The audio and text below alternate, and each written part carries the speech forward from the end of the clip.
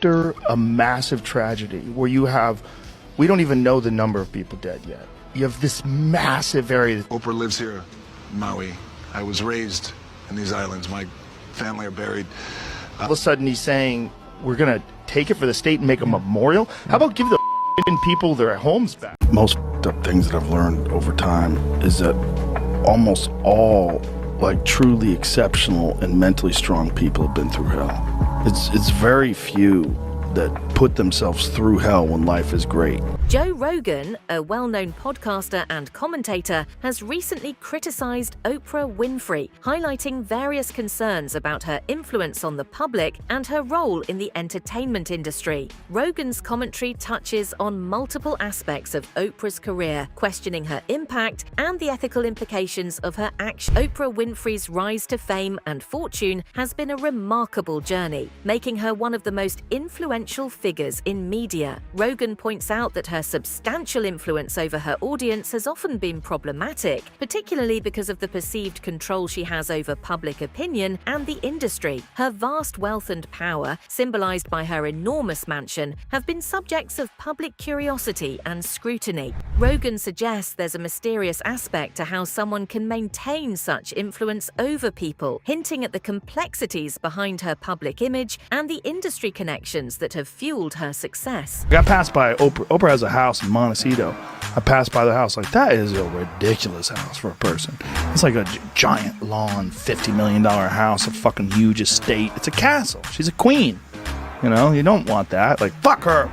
You know, yeah. My house is $250,000. What the fuck is she doing with that 50 million? And that's not even a house she lives in. She just visits that once a year. Takes a shit there, has someone cook for her, takes a nap, gets up, stirs an animosity. In a recent episode of his podcast, Rogan mockingly referenced a statement Oprah made about her and former President Donald Trump potentially running the government together. Rogan and his guests viewed this statement as unrealistic and worthy of criticism, poking fun at the notion of two vastly different public figures collaborating on something as critical as governance. You watched Trump on The View from 2015 when they all loved him. Yeah, that's right. Played that the other day. It's fantastic. It's nuts. Yeah. They're all it's being nuts. Cute with him. Yeah. And, how about Oprah? Oprah was talking about her and Trump running together. Yeah, I know. And now she's speaking to the DNC that he's a threat to democracy. From the redwood forests, love those redwoods, to the Gulf Stream waters, I've seen racism and sexism and income inequality and division. I've not only seen it, I've been on the receiving end of it. And she's up there talking about income inequality. Hey, lady. Yeah, I know. You're rich as fuck. How is that equal? And also, when Michelle Obama was saying, I think she was saying her mother or grandmother was always suspicious of people who took more than they needed. Yes. You are worth so much money. I'm kidding me. That's so crazy. And you did it on a civil servant's salary, which is insane. He used this moment to emphasize the disconnection between public figures like Oprah and the realities of political leadership, underlining the tendency of celebrities to make offhand remarks that garner attention but lack practical substance. The women would get super pissed off if The Rock was the president and Oprah was VP. She's potentially next in line. That's not a bad thing. A lot of people would want her to be president. Oprah to be the first female president. To counter, the first celebrity president being Trump, Oprah counters that with the first female celebrity president. Bah! That's a big win. Would The Rock be VP in that situation? Tough to get The Rock to take a fucking back seat, Yeah, son. I don't know about that. I don't know about that. Dave Chappelle's experience on Oprah's show, and he was mistreated or manipulated during his appearance. This is part of a broader narrative about how some guests feel when interacting with powerful media personalities. It was completely outside of my frame of reference. I've been in show business since I was 14, and I've heard the stories of what happens, and I've seen these kinds of things play out in front of me. Okay. When you say you heard the stories, what do you mean? What stories? I mean, you see before, look, Mariah Carey made a $100 million deal, and 3 months later, she's all of a sudden mysteriously crazy. Or Martin Lawrence punches through and he's waving a gun on the street screaming, "They're trying to kill me." Yeah, we hear those stories. And it always happens around the time in their career where it seems as though they're crossing over the next plateau. Yeah. Would you say you lost your mind, sort of? No, No. not exactly. Okay. I wasn't crazy, but it's incredibly stressful. Yeah. And I feel like in a lot of instances, I was deliberately being put through stress.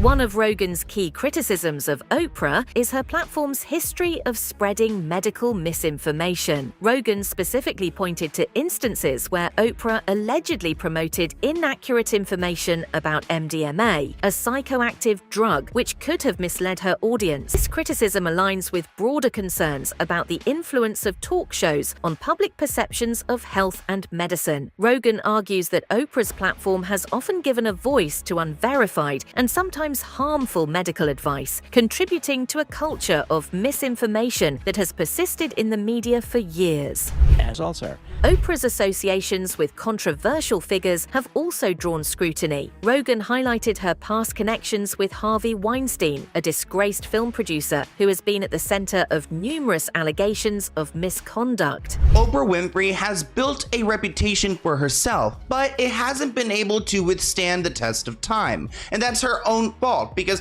her behavior does not align with what she preaches. And today I want to talk a little bit about Harvey Weinstein. I feel like that name is so triggering because he's essentially what kicked off the Me Too movement, because he's a sick man that Oprah, for whatever reason, continues to support. And it's because these two go way back in time. They've had a professional relationship that stretches back 2 decades. So Harvey would use his relationship with Oprah to go and flex on these other people and, probably make some offers that he was never going to keep. He just wanted to get them in the room. People also criticized Oprah for promoting unhealthy diet culture during the peak of her talk show's popularity. According to Rogan, Oprah's endorsements of various diets and weight loss products often lacked scientific backing and contributed to unrealistic body standards. Oprah also pushed an unhealthy amount of diet culture onto her audience. What I did was I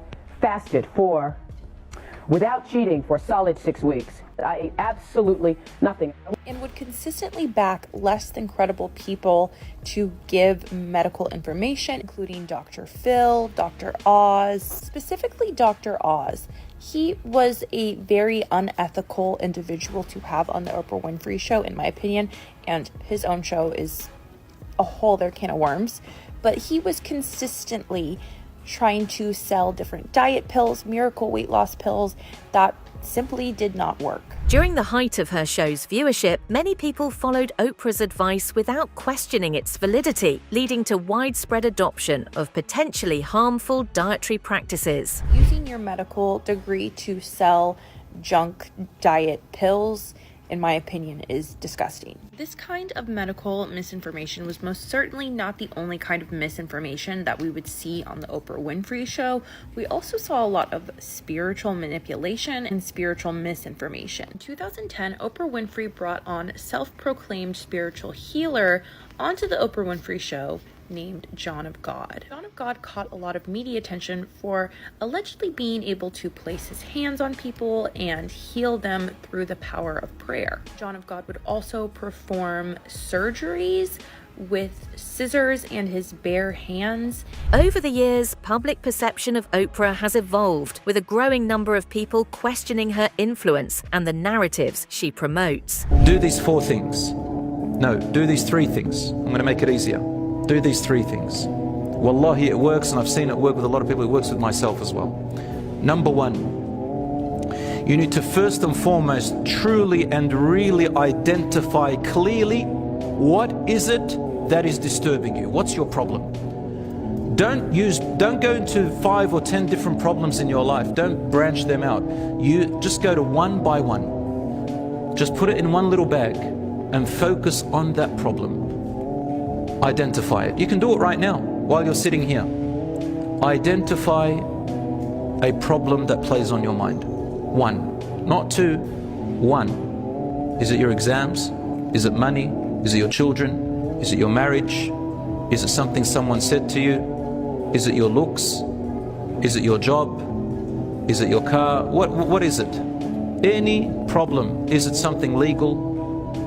Is it someone who's after you? Whatever it is. One of the most disturbing issues that surfaced soon after the Academy's inception was the mistreatment of students by staff members. In 2007, just months after the Academy opened, a school matron was accused of physically mistreating students. Oprah Winfrey has had a lot of controversy around her African school for girls, with huge conspiracy theories starting that these girls were going missing from Oprah's school. All of these theories started shortly after Oprah opened her school in 2007, and the matriarch of that school was charged with SA of 7 different girls. Oprah ended up offering a public apology to the parents and the children and citing her own SA incidents in this apology. But the matriarch would then be found not guilty of these crimes. But then it shocked the nation because shortly after this, Oprah's school was hit with another SA allegation. 7 students were suspended for harassing and fondling classmates. And a lot of people thought that this stemmed from the very first incident because why would these children be acting like this? And the rumors started swirling after this point because they just didn't understand how these things could happen so close to one another. And then boom, there was another investigation at Oprah's school after the body of a newborn was found in a girl's book bag. And a lot of people were freaking out about this because they're like, boom, we have 2 SA allegations. The allegations sent shockwaves through the media, raising concerns about the safety and well-being of the girls who were meant to be protected and nurtured at the institution. And now all of a sudden a young girl has a baby in her book bag. Everyone found these incidents super alarming, and it's still something talked about to this day. Now, we cannot confirm if any of these girls from this school ended up going missing because I can't find anything about that, but that is a huge conspiracy theory that's been passed around for a couple years. But these 2 SA allegations and this baby being found in the little girl's book bag are 3 things that actually happened at Oprah's school. And a lot of people find this super creepy, knowing who Oprah surrounds herself with and the background that Oprah has always claimed about herself going through SA as a young girl. So there's a whole bunch of controversy around Oprah, but you guys let me know what you guys think of this 3-part series in the comments. Oprah Winfrey's talk show was once one of the highest-rated programs on television, capturing the attention of millions with its engaging content and influential guests. However, in recent years, there has been growing criticism of the show for spreading misinformation, particularly on medical topics and controversial issues. And a lot of blatant racism. Oprah, a black female, was pulling in higher ratings and more viewership than many of the men who were dominating the airwaves at the time. But despite the constant scrutiny that Oprah faced from her peers and from viewers for simply being a successful black woman, she would continue to press on. Oprah would interview everyday individuals, celebrities, models, musicians, entertainers, and she also would often cover difficult subjects surrounding racism and violence against women. While many people loved her, others criticized her for having extremely exploitative shows that were often packed with a lot of misinformation. Now, I want to dive into some of the controversial moments that we saw on the Oprah Winfrey Show throughout the years. Certainly not every controversial moment, but some very notable ones. And then I want to go into some of the more groundbreaking episodes. In 1986, newly discovered model, now household name, Cindy Crawford, made an appearance on the Oprah Winfrey Show alongside the founder of Elite Model Management, Don Casablancas, the man who discovered Cindy Crawford. In an uncomfortable moment in this interview, Oprah asked 19-year-old Cindy Crawford to stand up to show off her body to the audience. As public awareness has increased, many have begun to re-evaluate the impact of Oprah's platform, recognizing that while it entertained and inspired, it also promoted ideas and advice that were not always accurate or beneficial, leading to a more critical view of her legacy. So the Oprah Winfrey Show was in general highly criticized for the constant medical and scientific misinformation that was platformed and constantly spewed on the Oprah Winfrey Show. Oprah regularly platformed guests who would be promoting products that were not backed by science, and guests who had theories that were also not corroborated with scientific information. In 2007, Oprah Winfrey invited Jenny McCarthy onto the Oprah Winfrey Show, and she would actually partner up with Jenny McCarthy, and Jenny McCarthy was on the Oprah Winfrey Show I think like 12 or 13 times total. Oprah allowed Jenny McCarthy about an hour of airtime to express her theory that she was very confident in, that the reason her son was diagnosed with autism was because of the vaccines he had received. Not once did Oprah offer any kind of pushback at Jenny's claims that she was presenting as fact. Sorry, baby woke up and wants to sleep on me, so bear with me. Many, if not all, of Jenny's claims about vaccines being linked to autism could be easily debunked by scientific information, medical information. But Oprah only encouraged Jenny, said that she was a warrior for going to Google and researching the link between vaccines and autism. Mentions of autism being reversed. Actress Taraji P. Henson has also voiced criticism of Oprah, sharing her personal experience of feeling mistreated. Henson alleged that Oprah did not pay her fairly and treated her poorly, potentially due to Henson being a black woman. These allegations underscore broader discussions about race, gender, and fair treatment within the entertainment industry. Taraji P. Henson got Oprah scrambling? You already knew it was up. Now, in a previous post, Taraji P. Henson had made a statement regarding how the producers and the show sets had given all the cast members rental cars in Atlanta, and she said that she's not driving a rental car because, one, that's ghetto, two, Atlanta is very dangerous to drive in, and three, it's an insurance liability. Now, Oprah has said Cookie Lyons, Katherine Johnson, Yvette, and now Shook Avery. Those are the many characters Taraji P. Henson has brought to life in ways only she could. Then she said, join us tonight as we sit down to discuss her career and the sisterhood she formed with the Color Purple cast. Okay, for one, Oprah, just stop. But for two, you already know we're gonna watch it. You already know we're watching it. But three, it's funny that she had announced that. And I'm curious as to, was this organized before Taraji made these statements in regards to her driving service while she was shooting The Color Purple? Or was this like a last ditch effort where they scrambled together to get this interview done? Because I'm curious, I wanna know. Now, I'm more than positive that it's probably pre-recorded, but I find it so hilarious that after everything was said and done and everything was filmed and she got paid out what she got paid out in regards to interviews, press, and the movie, that now we're starting to hear from Taraji P. Henson her real full experience working with this cast. And also what's really crazy is that it's notable black producers, black screenwriters who worked on this film. So the fact that she was receiving this from our own people is even more bewildering. But we're going to tune in and we'll give you the highlights about what's said, body language, and all that other good stuff. That's it for today's video. Stay tuned until next time.